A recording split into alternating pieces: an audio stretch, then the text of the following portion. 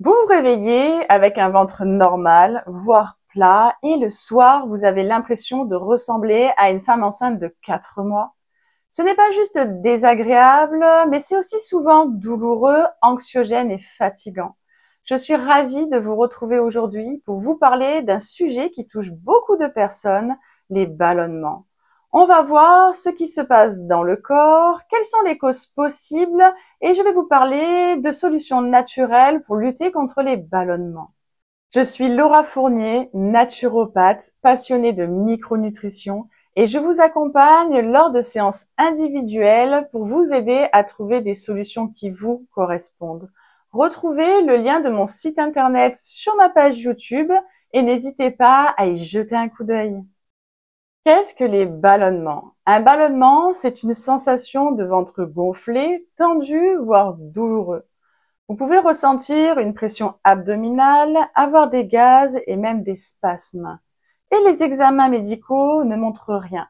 On parle alors de troubles fonctionnels. Le corps fonctionne correctement, mais pas de manière optimale. Et souvent, le problème, ce n'est pas ce que vous mangez, mais comment vous le digérez.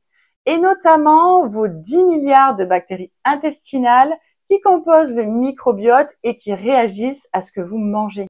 En parlant de ballonnement et de gaz, il y a des petites choses intéressantes à savoir. Les gaz qui sont très odorants sont souvent dus à une mauvaise digestion des protéines. En cause, les acides aminés soufrés qui, mal digérés, fermentent dans le côlon sous l'action de certaines bactéries, d'où l'odeur plutôt marquée. On parle alors de dysbiose de putréfaction. Une dysbiose, c'est un déséquilibre du microbiote intestinal. Quand il est équilibré, on parle de biose. Par contre, les gaz qui sont fréquents mais peu odorants sont souvent dus à une mauvaise digestion des glucides et notamment des glucides fermentescibles comme ceux qu'on retrouve dans les FODMAP. On parle alors de dysbiose de fermentation. Pourquoi le ventre gonfle? Je vais vous donner 5 grandes causes qui peuvent expliquer les ballonnements, mais la liste n'est pas exhaustive, cela dépend vraiment de chaque personne. Cause numéro 1, un repas trop rapide. Chaque bouchée mal mâchée, vous avalez de l'air. La digestion est ralentie par l'arrivée dans les intestins d'aliments pas assez décomposés, créant de la fermentation. Le ventre se tend et les ballonnements apparaissent. La digestion commence par la bouche. La mastication est primordiale. Mâchez jusqu'à obtenir une bouillie que vous pourriez donner à votre bébé. Et posez votre fourchette à chaque bouchée. Cela va vous permettre de ralentir le rythme et d'envoyer un vrai signal de satiété au cerveau. Cause numéro 2, la consommation d'aliments fermentescibles. Et c'est là qu'interviennent les fameux FODMAP. FODMAP est un acronyme qui désigne une famille de glucides fermentescibles et que l'on retrouve dans les aliments courants. Quand ils sont mal digérés par le côlon, ils peuvent fermenter et créer des ballonnements et des troubles digestifs, comme l'ail, le poireau, la pomme, la poire, certaines légumineuses.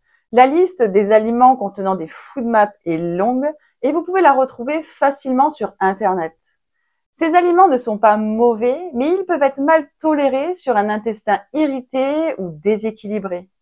Cause numéro 3, un microbiote déséquilibré. Trop de bactéries pro-fermentation, c'est-à-dire des bactéries qui ont tendance à fermenter certains résidus alimentaires, comme les glucides ou les protéines, et pas assez de bonnes bactéries régulatrices, et votre système digestif se transforme littéralement en usine à gaz. Cause numéro 4, le stress. Le stress active le système nerveux sympathique, c'est-à-dire notre mode alerte ou survie. Le problème, c'est que ce mode coupe les fonctions digestives jugées non prioritaires par l'organisme.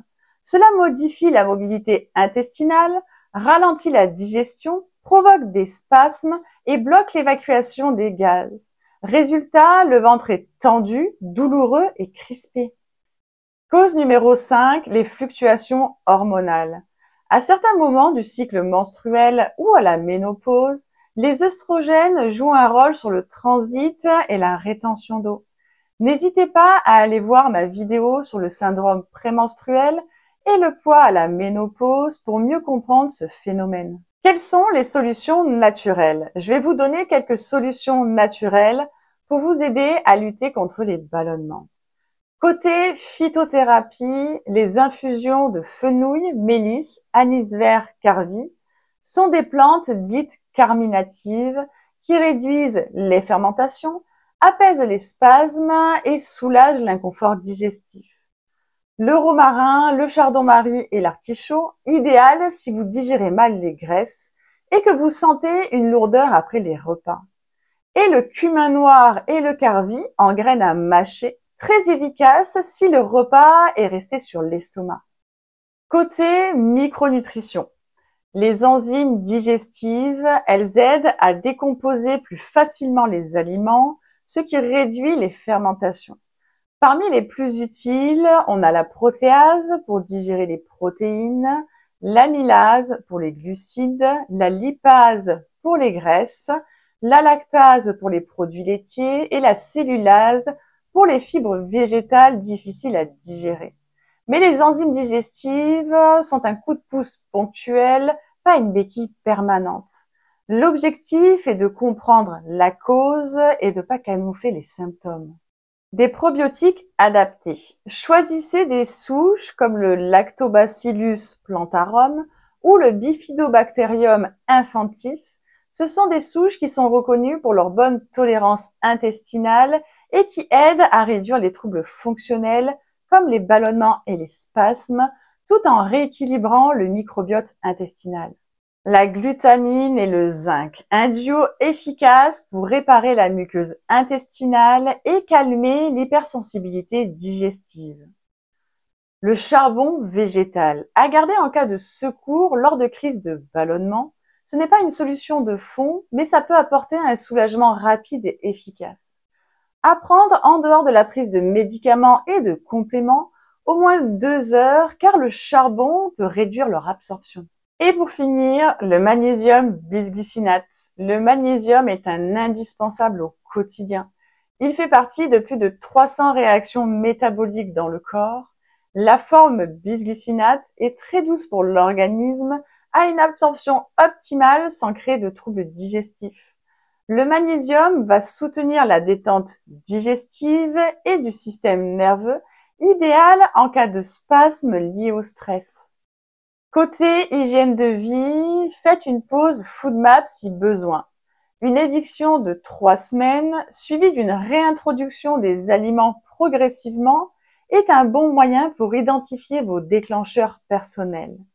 Attention, ce protocole est technique, il est préférable de se faire accompagner par un professionnel pour éviter les carences et les erreurs. Respirez avant de manger. Faire une cohérence cardiaque juste avant le repas va permettre de détendre le système nerveux et favoriser une digestion sereine. Marcher après le repas. 10 à 15 minutes suffisent pour relancer la digestion. Activer le péristaltisme, ce sont les contractions naturelles des intestins et aident à évacuer les gaz. Et hydratez-vous, mais en dehors des repas. Cela va permettre de fluidifier la digestion, mais sans diluer les sucs gastriques. Évitez de boire juste après le repas pour ne pas ralentir la digestion. L'idéal est de boire tout le long de la journée par petites gorgées pour éviter de saturer l'organisme. Pour conclure, les ballonnements, ce n'est pas le problème, c'est le symptôme. C'est votre corps qui vous parle et qui vous demande de l'écouter, de s'adapter et de ralentir. Et grâce à quelques ajustements alimentaires, des plantes bien choisies et un soutien digestif ciblé, vous pouvez retrouver un ventre plus plat et serein. La semaine prochaine, je vous parlerai des 5 erreurs qui vous empêchent de perdre du poids. Je vous retrouve très bientôt et d'ici là, prenez bien soin de vous. Pour rappel, ces conseils sont à but éducatif et ne remplacent pas un avis médical. N'hésitez pas à consulter un professionnel de santé en cas de besoin.